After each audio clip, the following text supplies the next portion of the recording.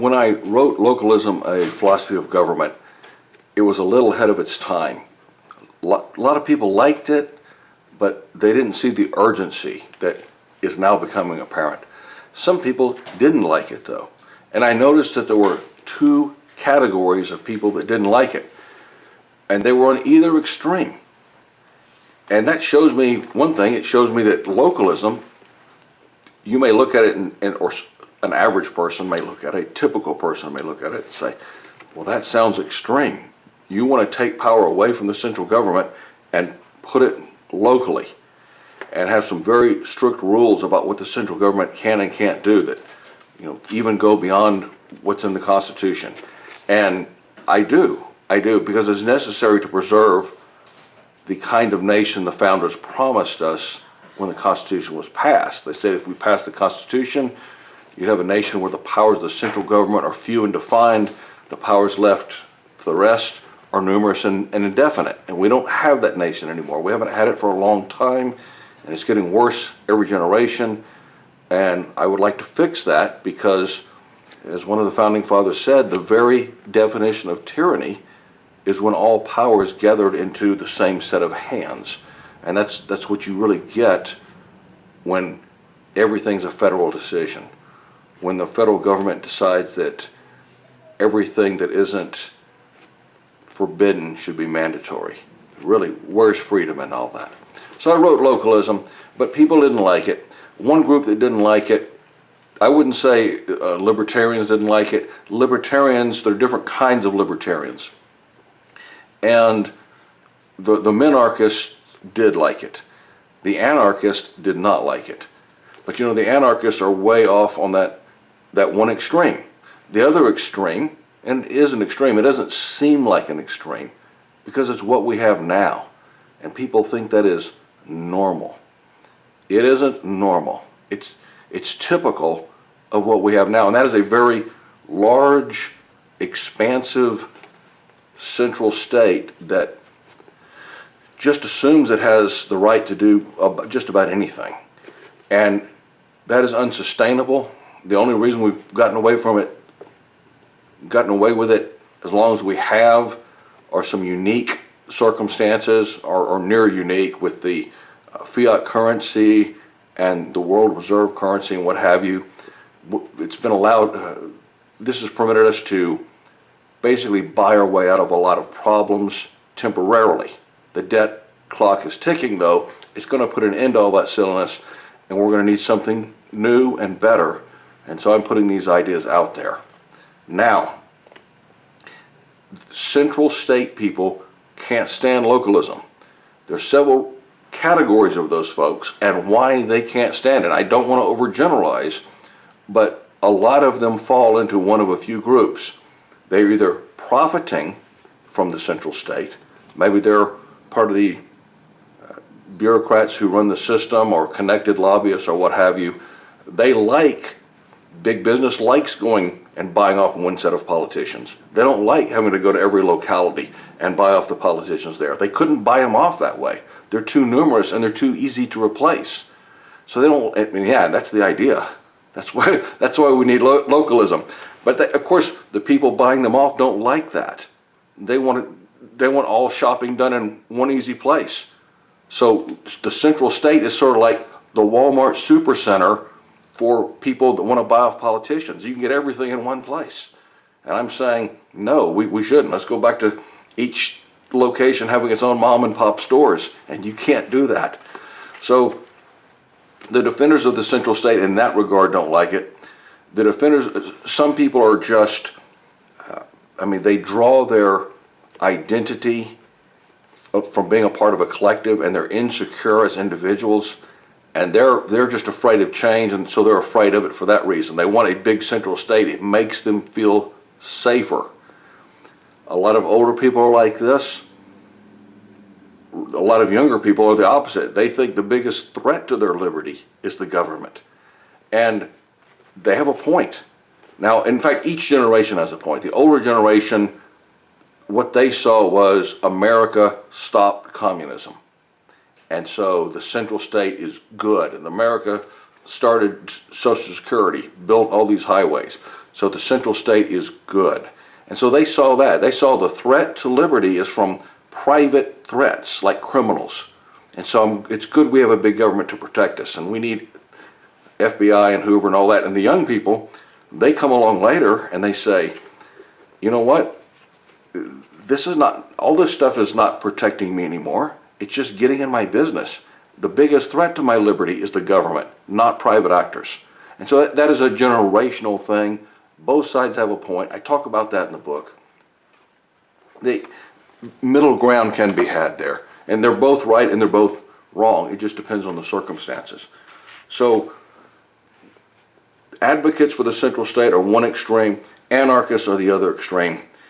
The defenders of the central state do not have philosophical reasons when they object to localism. And so I really spent more time looking at the anarchist arguments and showing where the shortcomings are in anarchist arguments.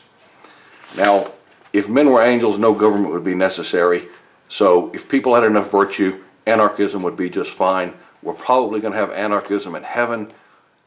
All our government will be inside us. We don't really need a lot of external government if we're all angels. We aren't angels. And we're probably not going to be anytime soon. So I examine some of the principles and I show that in a way, and if you're an atheist, you probably would not be interested in this book because it would be offensive to you. And so I just want to say that right now. If you're a hardcore atheist, don't read this book. If you're an agnostic or something else, that's fine. But I show that atheists are a lot like religious fanatics. They think of themselves as the opposite, but their mindset is very similar. They can't get outside themselves. And in the case of the religious fanatic and the atheist, they only see one way to do government right. That's the way they think it ought to be. You know, some Christians, the religious fanatics might think it's a theocracy with the laws like from the Ten Commandments or what have you. An anarchist who's an atheist might say, no, there should be no rules at all from government. It's wild, wild west, total free market. And so you think they're opposites, but they're really not opposites in where they draw their views from. They're just opposites in what the answers are. They have one set of answers that applies to everybody, and in that they are alike. I'm not. I think how much government we should have is a function of several things, including how virtuous the population is, how well we treat one another. If private threats to liberty, in other words, you and I are robbing each other and we're wronging each other, more government would actually result in more freedom because it would keep guys like us in line. But if we were respected one another, if we went out of our way to be kind to one another, we didn't wrong one another, all this big government would be standing around with nothing to do. And it would be kind of obvious that they're a waste of resources and should be eliminated. And so you can't really say there's one level of government that's the right amount of government. It's a dynamic situation, and you need a system that can respond to what the facts are on the ground. How easy or hard is it to set the reset button? That is one key to good government.